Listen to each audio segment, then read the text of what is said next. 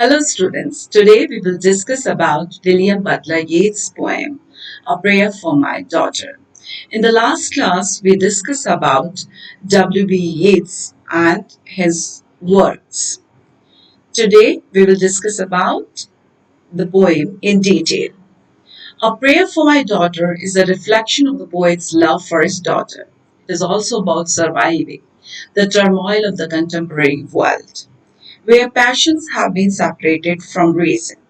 The setting of the poem is unspecified. The speaker is the poet himself, talking to his daughter. The tone is gloomy, precarious, and frightening, as well as didactic.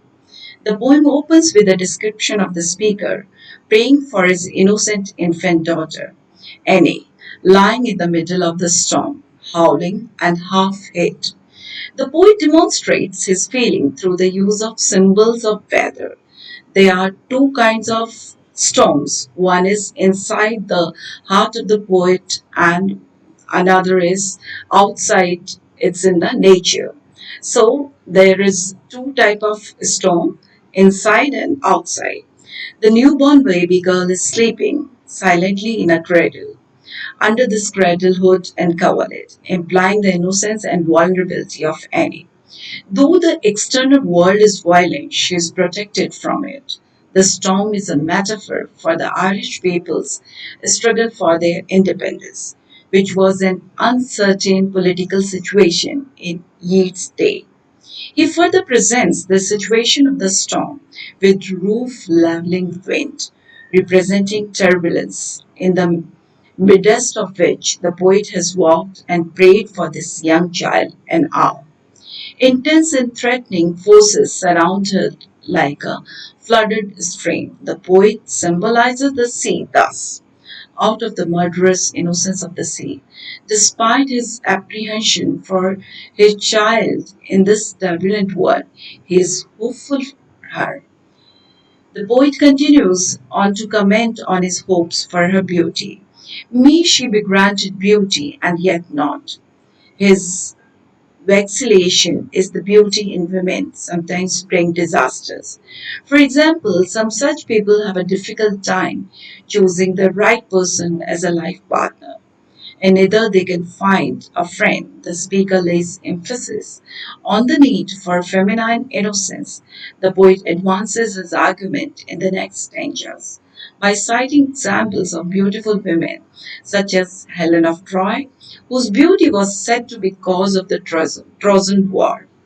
By the end, the poet wants his daughter to be courteous, as love cannot come unconditionally and freely. She must earn love with good efforts and kind heartedness, and she cannot win it by merely physical beauty because hearts are not had as a gift, but hearts are earned. Summing up his theme, the poet wishes his daughter to possess such qualities that could help her face the future years confidently and independently. This poem is written in lyric form, containing 10 stanzas with 8 lines in each stanza.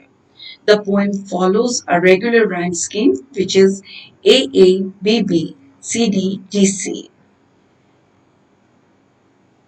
This is a 10 stanza poem, as I told you, a prayer for my daughter, questions how best to raise his daughter. Though by 1919 the war was over, Second World War, in Ireland it yet turned normal. So he ponders how she will survive the difficult times ahead. In the politically turbulent times, the poem not only expresses the helplessness of Yeats as a father, but all father who had to walk through this situation. He wants to give his daughter a life of beauty and innocence, safety and security. He further wants her to be well mannered and full of humility, free from intellectual hatred and being strongly opinionated.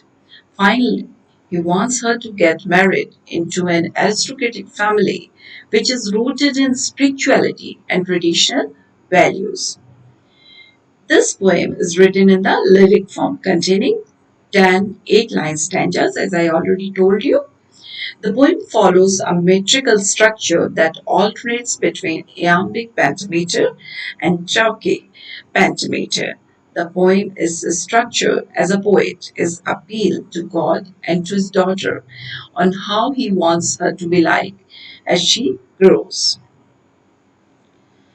The poem portrays the theme of love and anxiety of a father who has been blessed with a daughter. It also presents the poet's hopes for his daughter and his expectation of her becoming a very beautiful woman, blessed with the attributes of a virtuous soul.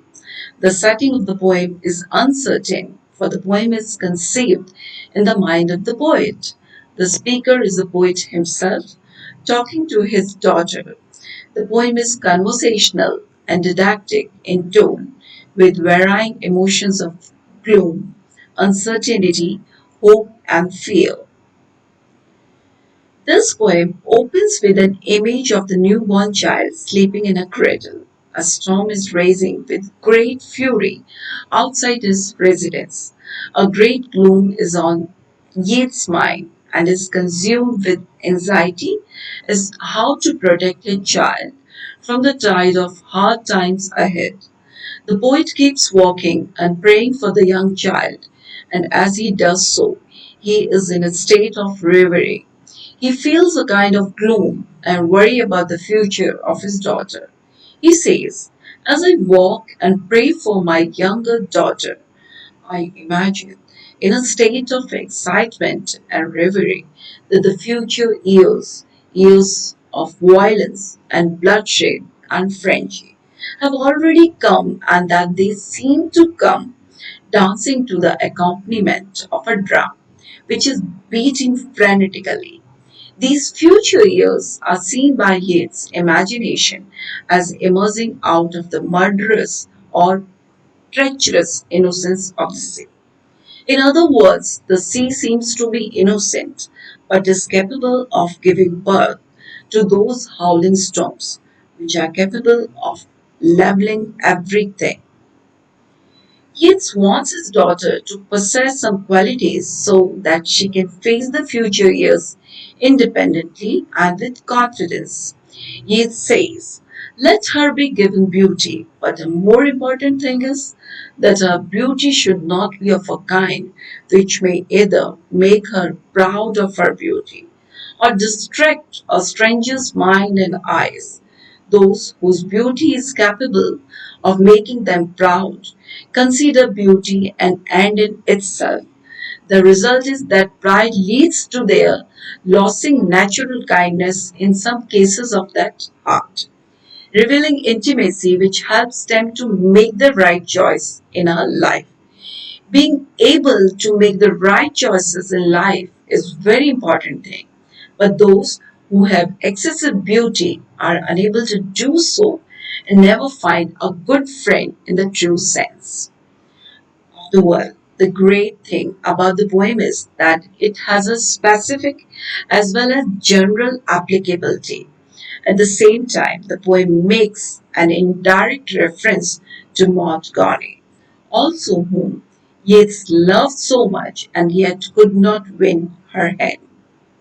The poet looks within himself and finds that there is a hatred inside. And he says that hatred kills innocence and wishes that his daughters not harbor hatred. It was because of this unwholesome bent of the mind that Maud Gonye married a fool. The poet wished that her daughter should not cultivate a frenetic intellect.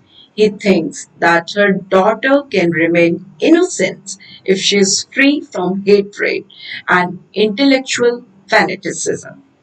The innocence is self delighting, self appeasing, and self affrighting. The boy's last wishes that his daughter should marry a person of aristocratic family who may take her to a home where tradition and ceremony fill the atmosphere in the air. The poem is a prayer for order and grace in a battered civilization. Behind the prayer, of course, Yeats' bitter memories of Maud Gonye. who had come to stand for the tragedy of how beauty and grace can be distorted by politics, intellectual hatred, and arrogance. In the next class, we will discuss the poem in detail. We will discuss line by line explanation of the poem. Thank you.